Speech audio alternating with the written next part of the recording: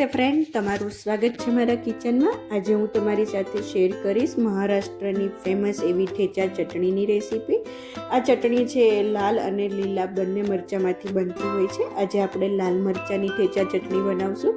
તો ફ્રેન્ડ્સ, આ ચટણી છે એ ખૂબ જ તીખી ચટપટી બનતી હોય છે। તો ચલો શરૂઆત કરી દઈએ।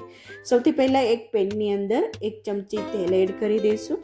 તેલ સરખી રીતે ગરમ થઈ જાય એટલે 10 થી 12 લસણની કળીઓને એડ કરી દઈશું। આ ચટણીમાં લસણ અને મરચાંથી જ બનતી હોય છે, ખૂબ જ ટેસ્ટી એવી ચટણી બનતી હોય છે। આવી રીતે લસણને આપણે 1-8 મિનિટ માટે સતળાવા દઈશું। પછી 4 થી 5 લાલ મરચાં લઈ આવી રીતે મોટા કટકા કરી એડ કરી દઈશું। બંનેને સરખી રીતે મિક્સ કરી સતળાવા દઈશું। અડધી ચમચી જેટલું જીરું એડ કરી દઈશું।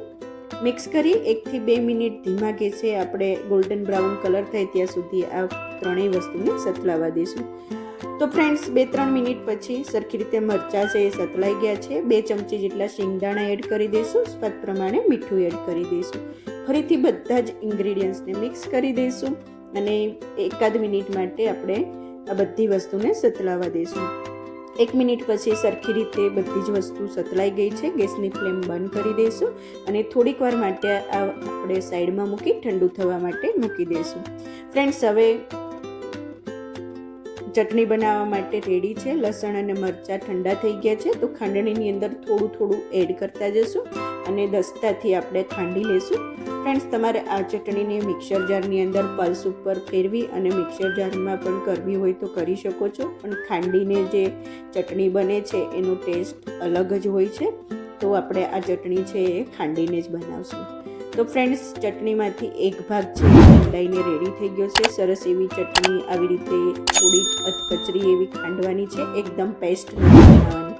એક બાઉલની અંદર લઈ લેશું અને જે વધેલી ચટણી છે એને આપણે ખાંડી લેશું। તો જે મરચાં લસણ જે વધ્યા હતા એને આપણે ફરીથી ખાંડણીની અંદર એડ કરી દઈશું અને આપણે આ ચટણીને ફરીથી અધકચરી આપણે ખાંડી લેશું। તો ફ્રેન્ડ્સ, સરસ મજાની ચટણી ઠંડાઈને રેડી થઈ ગઈ છે। જોતાં જ ખાવાનું મન થઈ જાય એવી ચટણી છે। સ્વાદ પ્રમાણે થોડુંક મીઠું મને ઓછું લાગતું હતું એટલે એડ કરી દઈશું। ફરીથી ચટણીને ખાંડી લેશું અને હવે આ ચટણી છે એ ખાવા માટે રેડી છે।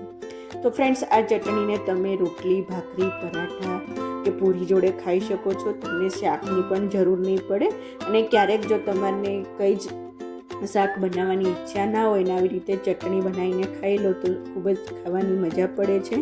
તો ફ્રેન્ડ્સ, એકદમ ચટપટી, તીખી અને ખૂબ જ સ્વાદિષ્ટ એવી ઠેચા ચટણી બનીને રેડી થઈ ગઈ છે। તો ફ્રેન્ડ્સ, તમને જો આ ચટણીની રેસીપી પસંદ આવી હોય તો પ્લીઝ મારી ચેનલને લાઈક કરજો, તમારા ફ્રેન્ડ્સ અને ફેમિલી સાથે શેર કરજો, સબસ્ક્રાઈબ કરી બાજુમાં રહેલા બેલ બટનને પ્રેસ કરી દેજો જેથી તમને મારી નવી રેસીપીઓનું નોટિફિકેશન મળતું રહે। Thank you for watching. ફરીથી મળીએ એક નવી રેસીપી સાથે, ત્યાં સુધી બાય બાય।